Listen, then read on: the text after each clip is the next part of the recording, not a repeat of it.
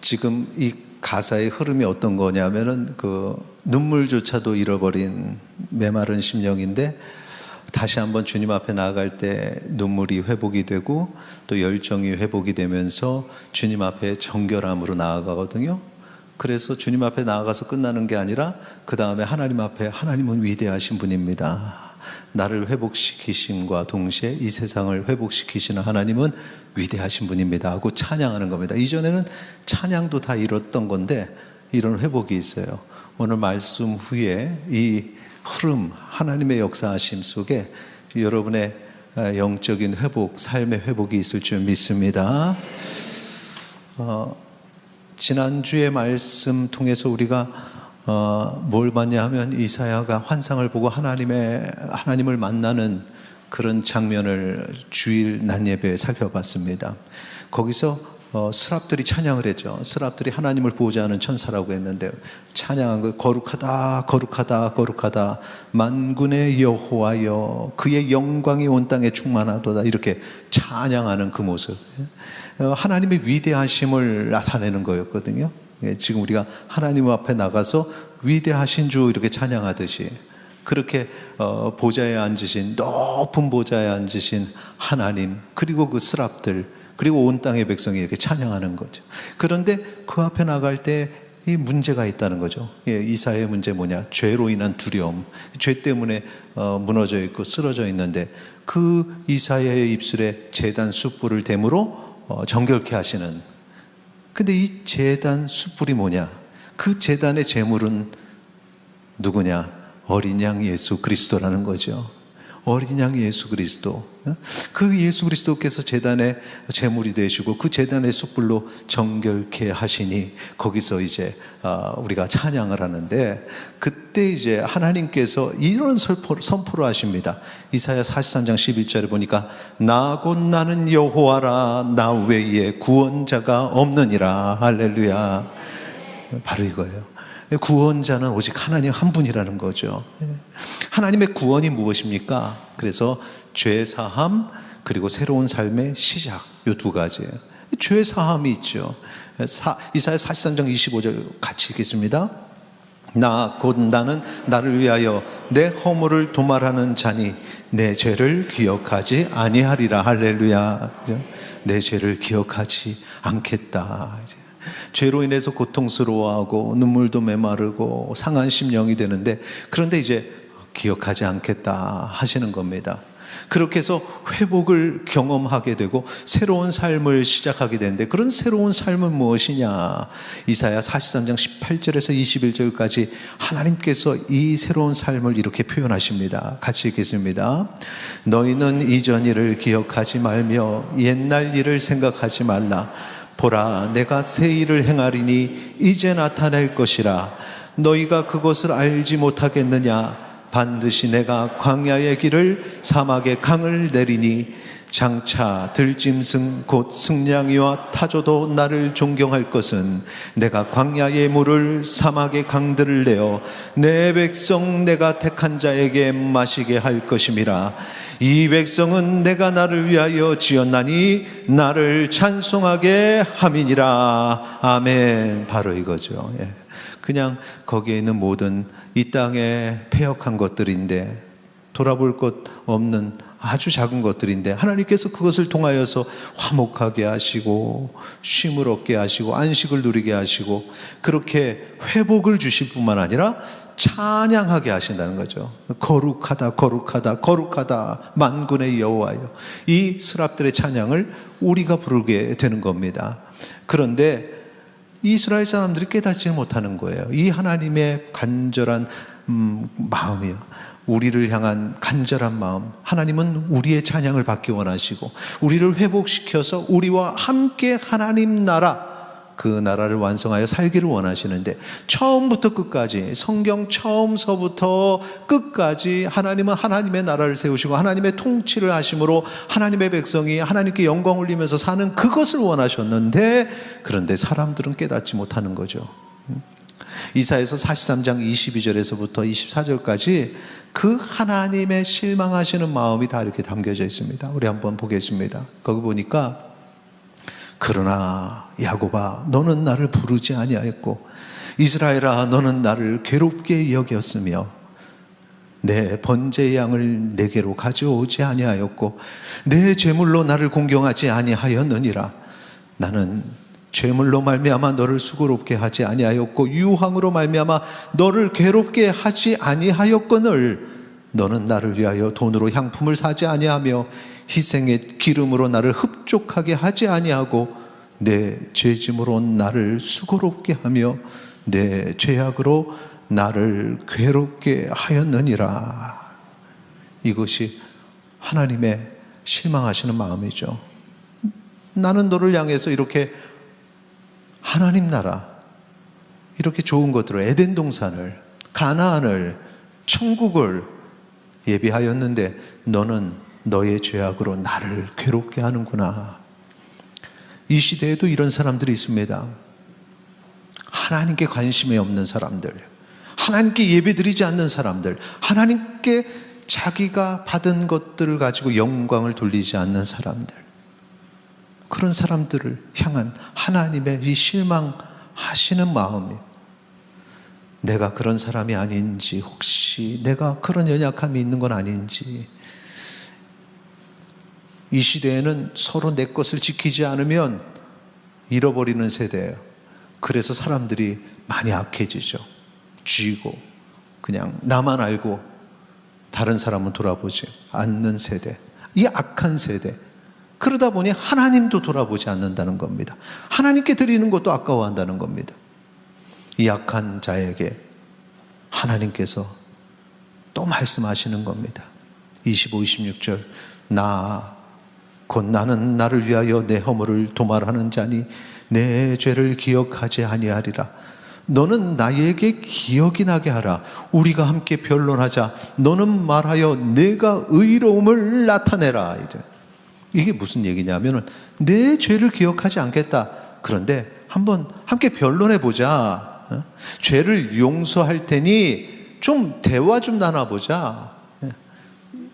내 말을 좀 들어라 라는 거죠. 네가 도대체 왜 그러니? 라는 겁니다. 그래서 그 다음 이사야 43장 1절이 이렇게 시작합니다. 나의 종 야곱, 내가 택한 이스라엘아, 이제 들으라. 이겁니다. 이제 들으라. 얼마나 안 들으면, 얼마나 하나님을 외면하고 살면 이렇게 지금 간절하게 이렇게 하나님의 마음이 느껴지지 않으십니까? 함께 변론하자. 좀 이제 들어라. 이게 바로 하나님 말씀입니다. 그래서 하나님의 말씀에 능력이 있어서 하나님의 말씀에 귀를 기울이고 들으면 하나님을 알게 되고 하나님을 경외하게 되죠. 그런 찬양이죠. 말씀 앞에서 경외함으로 주께 가는 거예요. 그게 말씀을 듣지 않으니까 그렇게 되는 거죠. 하나님의 말씀을 들으라. 하나님의 말씀이 무엇입니까? 하나님 뭐라고 하십니까? 하나님의 말씀입니다. 우리 같이 읽겠습니다. 이사야서 44장 6절 같이 읽습니다. 우리 좀 선포하듯이 크게 읽겠습니다. 시작. 이스라엘의 왕인 여호와, 이스라엘의 구원자인 만군의 여호와가 이같이 말하노라. 나는 처음이요 나는 마지막이라. 나 외에 다른 신이 없느니라. 아멘. 바로 이 말씀이죠. 처음이요 마지막이라. 끝이 없다. 영원하신 존재. 우리 이 피조물과는 전혀 다른 존재라는 거죠. 나 외에 다른 신이 없느니라. 이런 신적 존재는 오직 하나님 한 분뿐이라는 겁니다. 다른 신이 없습니다. 하나님만 살아계시는 주이심을 고백하시기 바랍니다. 이사야서 44장 7절 8절 보세요. 내가 영원한 백성을 세운 이후로 나처럼 외치며 알리며 나에게 설명할 자가 누구냐 있거든 될 일과 장차 올 일을 그들에게 알릴지어다. 나에게 이걸 말할 자가 있느냐? 누구냐? 있거든 말해보라는 겁니다. 그러니까 여기 뭐라는 것은 누굴 얘기하는 거냐면, 앞에서는 너희들 할 말 있으면 해봐, 이건 우리를 향한 거고, 여기는 지금 나 외에 다른 신은 없다. 그 신들, 나처럼 그렇게 얘기할 수 있는 신이 있느냐? 그럼 그 신들에게 한번 말해보라고 해라. 그 신들은 다 죽은 신이기 때문에 말할 수 있는 살아있는 신이 없다. 그거죠. 8절 같이 읽겠습니다. 너희는 두려워하지 말며 겁내지 말라. 내가 예로부터 너희에게 듣게 하지 아니하였느냐? 알리지 아니하였느냐? 너희는 나의 증인이라. 나 외에 신이 있겠느냐? 과연 반석은 없나니 다른 신이 있음을 내가 알지 못하노라. 아멘. 그러니 다른 데 가서 그렇게 다른 신 두려워하고 다른 어떤 영적인 존재 두려워하고 그러지 마라. 다른 신이 있음을 내가 알지 못한다. 하나님이 전지전능하신 분인데, 모든 걸 아시는 분인데 하나님이 없다고 말씀하시는데요, 하나님이 알지 못하는 신이 어디 있겠습니까? 하나님만이 살아계신 분이시오. 우리를 창조하셔서 이 역사를 주관하시고 우리에게 계속 말씀하시는 분이라는 사실을 기억하시기 바랍니다. 계속 말씀하시는 분이에요. 그래서 이것은 과거에 하신 말씀으로 끝나는 것이 아니라 이 말씀이 오늘도 우리 가운데 역사하고 계신다는 사실이죠. 놀랍지 않습니까? 하나님의 말씀, 이 과거에 쓰여진 말씀이 오늘 내게도 역사하고 앞으로 우리 다음 세대의 자녀들에게도 역사하실 말씀이라는 사실을 기억하시기 바랍니다. 그래서 우리는 하나님만이 살아계시는 유일하신 하나님이심을 고백하시기 바랍니다. 그런데 세상 사람들은 그걸 믿지 않는 겁니다. 우상을 세우죠. 하나님의 자리에 자기가 스스로 신을 만들고, 그리고 자기들 스스로도 또 그렇게 얘기해요. 신은 각자 자기가 만드는 거라고요. 자기가 연약하니까 뭔가 이렇게 기댈 존재를 만드는 그 존재가 신이라는 거죠. 그래서 원래 신은 없다고도 얘기합니다. 그러니까 어떻게 보면은 그렇게 말하는 사람은 그래도 조금 똑똑한 사람이에요. 그냥 우상 만들어 놓고 이게 진짜 신이야 하는 사람보다는 신은 인간이 만들어서 그건 없는 존재야, 이거는 절반은 맞은 거니까. 그런데 이 사람들이 모르는 것은 무엇이냐? 살아계시는 하나님을 몰랐다는 거죠. 그게 우상을 숭배하는데, 우상 숭배하는 자들을 보는 그 하나님의 마음이 어떻습니까? 이사야 44장 10절 11절. 신상을 만들며 무익한 우상을 부어 만든 자가 누구냐? 보라, 그와 같은 무리들이 다 수치를 당할 것이라. 그 대장장이들은 사람일 뿐이라. 그들이 다 모여 서서 두려워하며 함께 수치를 당할 것이니라. 이렇게 말씀하십니다. 우상을 만든 자들, 그리고 우상을 믿게 하는 자들 다 수치를 당하는 날이 온다는 거죠. 그런 얘기하면 안 된대요.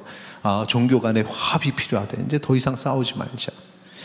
이건 조금 이렇게 핀트가 잘못 맞은 겁니다. 그러니까 우리는 모든 사람을 사랑해야 돼요. 그리고 그 사람이 죄인이고 나도 죄인이라는 걸 우리 인정해야 됩니다.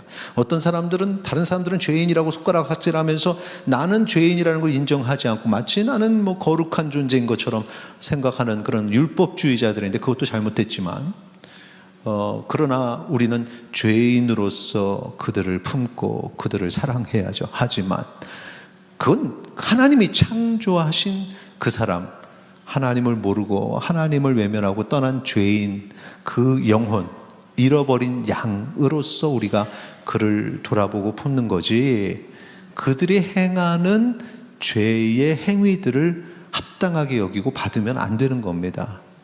그래서 우상 앞에 절하는 자들을 우리가 괜히 인간 대 인간으로 미워할 필요는 없습니다. 그들과 좋은 관계를 가지세요. 내가 그리스도인이 어떤 모습인지를 보여주세요. 그리고 그들이 나를 통해서 하나님을 알게 되기를 소망합니다. 그런데 그것이 그들이 믿는 그 믿음, 잘못된 믿음까지도 존중해줘라, 받아라, 이건 아니라는 겁니다. 이걸 착각하는 분들이 가끔 신학자나 목회자들도 나는 그들의 믿음을 존중해준다. 그들의 믿음을 존중해서는 안 되죠. 그들을 존중하는 거죠. 하나님이 창조하신 그들이 언젠가는 돌아오기를. 바로 그것입니다.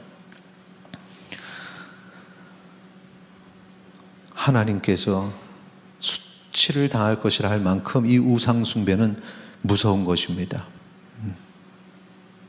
하나님께서 이 시간에 우리에게 계속 말씀하시는 거 뭐냐? 하나님만이 유일하신 하나님이시다. 하나님의 말씀이 이렇게 얘기하세요. 그 우상이 구원하겠느냐? 그 우상이 천국으로 너희를 인도하겠느냐? 그 우상이 삶의 고통을 해결해 주겠느냐? 이사야서 44장 17절 18절 우리 같이 읽겠습니다. 그 나머지로 신상 곧 자기의 우상을 만들고 그 앞에 엎드려 경배하며 그것에게 기도하여 이르기를 너는 나의 신이니 나를 구원하라 하는도다. 그들이 알지도 못하고 깨닫지도 못함은 그들의 눈이 가려서 보지 못하며 그들의 마음이 어두워서 깨닫지 못함이라. 아멘. 참 문제가 여기에 눈이 가려졌어요. 마음이 어두워졌습니다. 눈과 마음이 이렇게 가려지니까 보지 못하고 깨닫지 못하는데 이유가 있습니다. 이유가 20절 보면 여기 보세요. 타고 남은 재로나 배를 채우려는 자들 그들은 어리석은 마음에 미혹이 되어서 도움마저 받지 못한다 하죠. 어리석은 마음에 미혹되었다. 이 어리석은 마음이 사실은 타인의 마음은 아닙니다. 자기 내 속에 있는 마음인데 그것에 미혹된다는 거죠. 그러니까 그 내 안에 있는 우리가 항상 그 안에 있는 내 안에 이 악함 그것이 계속 나를 지배하려고 하고 나를 미혹하는 겁니다. 어떻게? 눈을 가리고 마음이 어두워지도록 만드는 거죠. 그렇게 살아가니까 하나님을 거부하고 우상을 숭배하는 거죠. 이게 얼마나 어리석습니까? 그러면서 죽은 우상에게 절하고 죽은 우상을 찾고 죽은 우상을 의지하는 것입니다. 24절 25절 내 구속자여 모태에서 너를 지은 나 여호와가 이같이 말하노라. 항상 창조주이심을 나타낼 때는 야, 너 아무것도 아니잖아. 항상 그 하나님의 말씀은 그런 말씀입니다. 내 구속자여 모태에서 너를 지은 나 여호와가 이같이 말하노라. 나는 만물을 지은 여호와라. 홀로 하늘을 폈으며 나와 함께한 자 없이 땅을 펼쳤고 헛된 말을 하는 자들의 징표를 패하며 점치는 자들을 미치게 하며 지혜로운 자들을 물리쳐 그들의 지식을 어리석게 하며 24절에 너를 지은 창조주이다. 내가 혼자 이 창조했지 않냐. 삼위일체 하나님께서 이렇게 말씀을 하시고 25절에 이제 대조가 되는 연약한 자들, 헛된 말을 하는 자들, 뭐 그냥 자기들이 뭐 다 하는 것처럼 이렇게 얘기하는 사람들, 뭐 우주가 하나님이 창조하신 게 아니라 그냥 어떻게 우연히 만들어졌다고 막 얘기하는 그런 사람들이 다 거기에 포함이 됩니다. 징표를 패하고 점치는 자들 미치게 하며 지혜로운 자들을 물리쳐 어리석게 하는 하나님. 그러니까 여기에 나오는 막 징표를 보고 뭐 세상의 마술사들, 이제 지금 마술사는 하나에게 눈속임으로써 사람들을 즐겁게 하는 거지만 과거의 마술사는 영매의 역할을 했죠. 그래서 그들이 어떤 마술을 통해서 되게 신적 능력을 가진 것처럼 사람들을 이렇게 선동시키고 했는데, 그런 자들, 점치는 자들, 그리고 지혜 있다고 하는 사람들, 이런 사람들 다 어리석게 하고 다 없애는 분이 하나님이신데 세상 사람들은 그거 막 두려워하고 그걸 걱정을 하거든요. 오늘날에 한번 생각해 보세요. 점친다고 할 때 그 점을 뭐라고 하죠? 무슨 점? 어떻게 알았어요? 그거 어떻게 아셨어요? 신점이라는 신점이죠. 그 신의 능력을 얻어서 점을 친다는 거죠. 그 신이 어떤 신이겠냐? 하나님께서 그 점 치는 사람한테 알려줬을까요? 아니거든요. 또 굿도 뭡니까? 신을 청한다는 거 아닙니까? 신을 청해서 구슬한다는 거죠. 신을 기쁘게 한다는 겁니다. 그래 신내림을 받았다는 무당들 보면은 이제 신내림을 갓 받은 사람이 그렇게 능력이 있다면서요. 제가 재밌는 경험했을 때, 그때 저 유학 갔을 때 오순절 계통의 성도 한 분이 한국에서 갓 들어온 목사님이 영적으로 능력이 있다고 나랑 만나가지고 대화를 하고 싶다 그래가지고 한참 대화를 한 적이, 그게 무슨 의미인지 잘 몰랐는데 그냥 미국 생활이 힘드니까 그냥 순수한 사람을 만나 이런 식으로 생각을 했는데, 나중에 보니까 이게 갓신 내린 사람 찾는 그런 느낌이 있었어요. 이런 사람들이 우리의 죄의 문제를 해결합니까? 못합니다. 우리의 삶의 어려움들, 우리를 힘들게 하는 문제는 이게 다 죄의 문제인데, 내 안에서 나를 미혹하려는 이 마음인데, 이걸 해결을 해야 되는데, 이 사람들은 뭐 악한 모습이고 우상을 숭배하는 사람들인데 무슨 그들이 죄의 문제를 해결합니까? 중국의 사람들이 발전시킨 사주팔자도 마찬가지인 거죠. 어쩐 타입을 만들어가지고 다 이럴 것이다 저럴 것이다 하는. 이집트에서 주로, 물론 이제 이집트와 더불어 유럽 전체적으로 퍼졌지만 이집트 중심으로 헬레니즘 문화 중심으로 발전한 여러분 점성술 같은 거, 이런 것들이 삶의 문제를 해결합니까? 아닙니다. 그런데 사람들이 이걸 두려워하고, 심지어는 교회 다니는 분들도 그것을 믿는 사람들이 있다는 거죠. 하나님이 얼마나 노하시겠습니까? 인생의 문제, 우리 삶의 고통, 아픔, 이것을 해결하려면 우리의 죄의 문제를 해결해야 되는데, 이 죄는 오직 하나님만이 용서하시고 해결하실 수 있다는 사실을 기억하시기 바랍니다. 이사야서 44장 21, 22절 같이 읽겠습니다. 야곱아 이스라엘아 이 일을 기억하라. 너는 내 종이니라. 내가 너를 지었으니 너는 내 종이니라. 이스라엘아 너는 나에게 잊혀지지 아니하리라. 내가 내 허물을 빽빽한 구름같이 내 죄를 안개같이 없이 하였으니 너는 내게로 돌아오라. 내가 너를 구속하였음이라. 아멘. 놀랍지 않습니까? 여기 지금 죄를 안개같이 없앨 것이다 합니까? 아니면 없앴다라고 말씀하십니까? 내 죄를 안개같이 없이 하였으니 돌아오라. 내가 너를 구속할 것이다 했습니까? 하였다 이러십니까? 하였다. 근데 이게 지금 성경이 어디 성경입니까? 구약의 이사야서예요. 놀랍죠? 예수님을 통해서 우리의 죄를 대속하시는 그 구속의 계획하심이 이미 이 예루살렘 멸망 이전에 하나님의 계획 속엔 다 이미 성취된 거죠.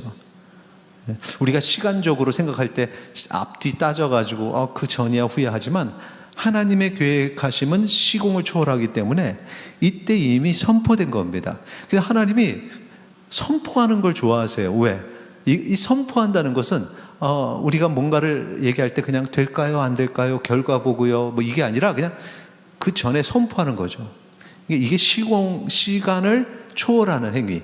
하나님의 역사하심은 이미 이룬 줄 믿습니다. 바로 이거거든요. 그걸 하나님이 원하시는 거고, 이게 하나님의 속성에 기대어 선포하는 거죠. 내가 이미 너의 죄를 용서했어. 그러니 너는 내게로 돌아와라. 내가 너를 구속하였다. 이 하나님의 말씀 믿으시기 바랍니다. 탕자가 그걸 모르는 거죠. 아버지는 이미 그 탕자가 돌아오기만을 기다리고 계시는데 탕자는 가지를 못하는 겁니다. 왜? 지은 죄가 많아서. 같은 시간에 아버지는 이미 다 용서하였고 탕자는 자기의 죄 때문에 돌아가지 못하는, 고민하는 것. 왜 그렇게 고민하고 있습니까? 이 시간에 우리 하나님 앞에 나아가면 모든 문제가 이미 해결돼 있음을 믿으시기 바랍니다. 창조주 하나님께서, 살아계신 하나님께서 우리의 구원자 되시니, 그분이 이 땅에 오셔서 십자가를 지시고 우리의 죄를 사하셨으니 우리는 하나님께 나아가 그냥 죄의 짐을 내려놓기만 하면 되는 줄 믿으시기 바랍니다. 자유함을 누리세요. 믿음과 내 삶은 별개라고. 은혜 받는데 삶은 고통스러워요. 아니요. 우리가 모든 걸 하나님 앞에 내려놓지 않고 맡기지 않아서 그런 거예요. 이미 하나님께서 다 용서하시고 참된 자유를 누리게 하셨는데, 우리 주일학교 찬양 중에 예전에 그런 게 있었거든요. 너는 왜 항상 웃니? 그런 찬양. 슬퍼도 눈물이 나도. 그리스도인이 바로 그런 모습이거든요. 그냥 항상 웃는 거죠. 항상 하나님이 기뻐하시는. 오늘 이 시간에 선포하기를 원합니다. 나의 모든 문제를 하나님께서 해결해 주셨습니다. 시작. 나의 모든 문제를 하나님께서 해결해 주셨습니다. 할렐루야. 이 시간에 우리 찬양 올릴 텐데요, 우리 앞부분에 불렀던 찬양입니다.